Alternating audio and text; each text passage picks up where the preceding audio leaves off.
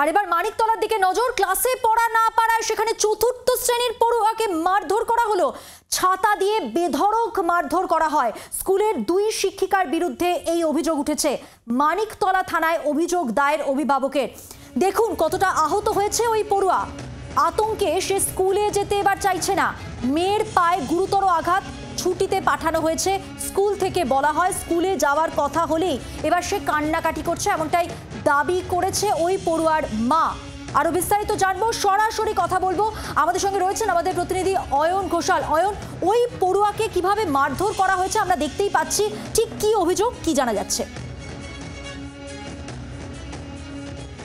জীবনের যে সময়টা সব থেকে সুন্দর, যে সময়টা স্কুলে গিয়ে বন্ধু বান্ধবদের সাথে গল্প করে পড়াশুনো করে আনন্দে কাটানোর কথা, সেই স্কুলের নাম শুনলে এই ছোট্ট ফুটফুটে 9 বছরের যে বালিকা, সে কান্নায় ভেঙে পড়েছে, সে থরথর করে কাঁপছে, সে ট্রমাটাইজ হয়ে পড়ছে বারবার।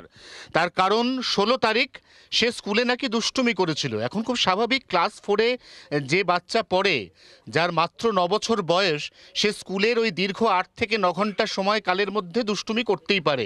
এক্ষেত্রে কিন্তু শিক্ষক শিক্ষিকা তাদের প্রত্যেকের কর্তব্য তাকে বুঝিয়ে সুঝিয়ে যাতে সে আর দুষ্টুমি না করে, যাতে সে সংযত আচরণ করে, শান্ত থাকে, সেই ব্যাপারটি এনশিওর করা।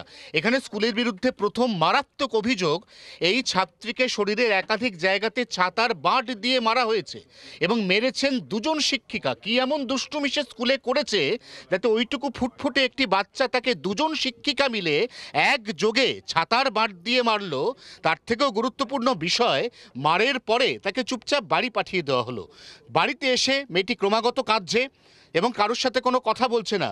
এই অবস্থায় মা 17 তারিখ, ঘটনার পরের দিন, তার মনে প্রশ্ন জাগলো যে স্কুলে কি এমন হয়েছে যে 16 তারিখে স্কুল থেকে ফেরার পর থেকে তার মেয়ে আর বাড়িতে কোনো কথা বলছে না, যা কিছু জিজ্ঞাসা করা হচ্ছে শুধু কাঁদছে। এই অবস্থায় মা স্কুলে যোগাযোগ করলেন। তারপর স্কুল কি বলল? স্কুলে বলল, আমি জানতে চাইলাম যে দিদি ওকে 7 দিন ছুটি দেওয়া হলো কেন? তখন কিছু তো স্কুল থেকে বলে দেওয়া হলো 7 দিন ওর ছুটি। কেন ছুটি? সেই প্রশ্নটা আমি ওনাকে জিজ্ঞাসা করলাম। এটাও একটা মারাত্মক গাফিলতি মধুবিন্দু। স্কুলে যদি এ ধরনের কোনো ঘটনা ঘটে থাকে তাহলে তো স্কুল কর্তৃপক্ষের প্রথম ওই ছাত্রীকে নিয়ে ডাক্তারখানায় যাওয়া উচিত, কারণ তার পায়ে তখন মারাত্মক ক্ষত। ডাক্তারখানায় স্কুল তাকে নিয়ে যায়নি, চিকিৎসা করাতে, প্রাথমিক চিকিৎসা করাতেও স্কুল তার পাশে দাঁড়ায়নি। এই অবস্থায় পরিবারের লোকজন, মা বাবা, তারা স্থানীয় একজন ডাক্তার তাকে দেখান। শরীরে একাধিক জায়গায় আঘাত, প্রচুর ওষুধপত্র তাকে দেওয়া হয়। 7 দিনের মধ্যে শারীরিকভাবে সে কিছুটা সুস্থ, তার পায়ের ক্ষত কমেছে, মনের ক্ষত তো এখনো পর্যন্ত জুড়োয়নি। ও স্কুলে যেতে চাইছে না। আমি পাঠাতে চাই, ও যেতে চাইছে না, ভয় পাচ্ছে, ভয়ে গুড়িয়ে রয়েছে।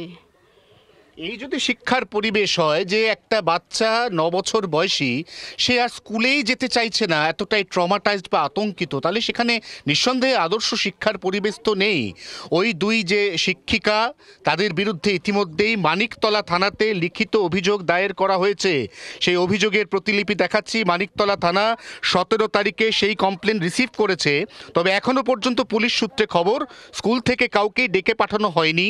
কর্তৃপক্ষের অথবা শিক্ষিকাদের এই অমানবিক যে আচরণ, একদিকে মারধর, সেটা একটা অমানবিক আচরণ, তারপর সেই গোটা বিষয়টাকে এড়িয়ে যাওয়া, ছাত্রীকে চুপচাপ বাড়ি পাঠিয়ে দেওয়া এবং 7 দিনের জন্য তাকে ছুটি দিয়ে দেওয়ার দ্বিতীয় যে অমানবিক আচরণ, উপর্যুপরি ওই একজোড়া অমানবিক আচরণের পরিপ্রেক্ষিতে এখনো পর্যন্ত পুলিশ কোনো ব্যবস্থা নেয়নি, এমন অভিযোগও তুলছেন পরিবারের সদস্যরা। মধুবন্তী। অয়ন, একটা বিষয় জানতে চাইবো, মারাত্মক অভিযোগ, স্কুল কর্তৃপক্ষের বক্তব্য এখনো পর্যন্ত কিছু পাওয়া গেছে কি আজকের দিনে দাঁড়িয়ে? স্কুল কর্তৃপক্ষের কাছে আমরা স্কুল কর্তৃপক্ষের সঙ্গে ফোনে যোগাযোগের চেষ্টা করেছিলাম। স্কুল কর্তৃপক্ষ আমাদের ফোন রিসিভ করেনি, প্রবাবলি হয়তো আননোন নাম্বার বলে রিসিভ করেনি, তাও হতে পারে। কিন্তু পরিবারের লোক, তাদের কাছে ঠিক আধ ঘন্টা আগে, গোটা সময়টা 16 তারিখ থেকে একদম আজকে দাঁড়িয়ে আমরা দেখছি স্কুল কর্তৃপক্ষ নীরব। হঠাৎ করে যখন এই খবর প্রথম দেখানো শুরু হয়, তখনই স্কুল কর্তৃপক্ষ ফোন করলেন, তাই তো? হঠাৎ করে খানিকক্ষণ আগে করে কি বলছে? আমি 1 ঘন্টা ধরে আপনার জন্য অপেক্ষা করে দাঁড়িয়ে আছি, আপনি কে জানবে ওরা যে অপেক্ষা করছে আপনার জন্য? আপনি আগে জানতেন না? আমি জানি না কিছু। তাহলে ওদের এই অপেক্ষার অর্থ আমি সেটা বলতে পারবো না। কি আজকে স্কুলে যাওয়ার কথা ছিল? 7 দিন বলেছি। হ্যাঁ, তার মানে তো আজকেও স্কুলে যাওয়ার কথা যাওয়ার ছিল। কথা ছিল, কিন্তু আজকে তো বাচ্চা তাহলে যেতে ফোনটা আপনার কাছে এসছে একদম নির্দিষ্ট করে বলতে গেলে 12:10-15 নাগাদ। 12টা 10 হ্যাঁ, 15 না, তখন স্কুল কি বলছে? এবার স্কুলে যেতে বলছে যেতে আপনাকে? বলছে। কি দেখা করতে বলছে? হ্যাঁ, বলছে আপনি আসুন, আপনার খুব জন্য খুব তাৎপর্যপূর্ণ মধুবন্তী। খবর দেখানোর পর স্কুল কর্তৃপক্ষের মনে হয়েছে এটা একটা গর্হিত কাজ। তার আগে পর্যন্ত স্কুল কর্তৃপক্ষের টনক নড়েনি। এই একদম প্রশ্ন তুমি নিয়ে নজর আমরা রাখো। নিঃসন্দেহে আপাতত ধন্যবাদ কিছুক্ষণের জানাচ্ছি। মধ্যে- কথা বললাম, সরাসরি ছিলেন ওই পড়ুয়ার পরিবারের সঙ্গে আমাদের প্রতিনিধি অয়ন ঘোষাল। বাংলার আওয়াজ, বাঙালির আবেগ, জি 24 ঘন্টা।